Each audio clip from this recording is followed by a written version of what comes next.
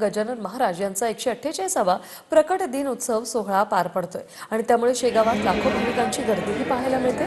कालपासून महाराजांचं मंदिर भाविकांसाठी दर्शनासाठी खुलं ठेवण्यात आलंय, तर राज्यभरातून जवळपास 700 पेक्षा जास्त दिंड्या आणि 3 ते 4 लाख भाविक शेगावात दाखल झाले।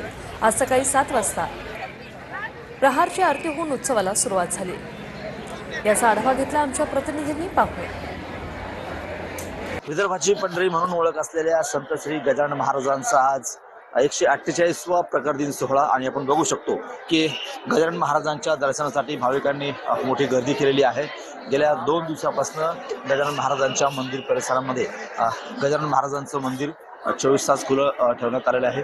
आज सुद्धा सकाळपासून भाविकांनी मोठी गर्दी केलेली आहे। जवळपास 6 तासांचा अवधी जो आहे तो गजानन महाराजांचं समाधी दर्शनाकरता लागत आहे आणि 1 ते 1.5 तासाचा अवधी जो आहे तो दर्शनासाठी लागत आहे। कॅमेरामन दिलीप देशमुखचा गणेश सोळंकी, शेगाव। गजानन महाराज यांचा 148वा प्रकट दिन उत्सव सोहळा पार पडतोय आणि त्यामुळे शेगावात लाखो भाविकांची गर्दीही पाहायला मिळते। कालपासून महाराजांचं मंदिर भाविकांसाठी दर्शनासाठी खुलं ठेवण्यात आलंय, तर राज्यभरातून जवळपास 700 पेक्षा जास्त दिंड्या आणि 3 ते 4 लाख भाविक शेगावात दाखल झाले।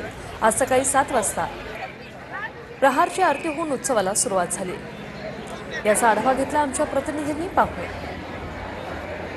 विदर्भाची पंढरी म्हणून ओळख असलेल्या संत श्री गजानन महाराजांचा आज 148वा प्रकट दिन सोहळा आणि आपण बघू शकतो की गजानन महाराजांच्या दर्शनासाठी भाविकांनी मोठी गर्दी केलेली आहे।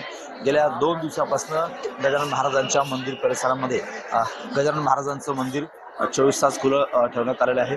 आज सुद्धा सकाळपासून भाविकांनी मोठी गर्दी केलेली आहे। जवळपास 6 तासांचा अवधी जो आहे तो गजानन महाराजांचं समाधी दर्शनाकरता लागत आहे आणि 1 ते 1.5 तासाचा अवधी जो आहे तो दर्शनासाठी लागत आहे। कॅमेरामन दिलीप देशमुखचा गणेश सोळंकी, शेगाव।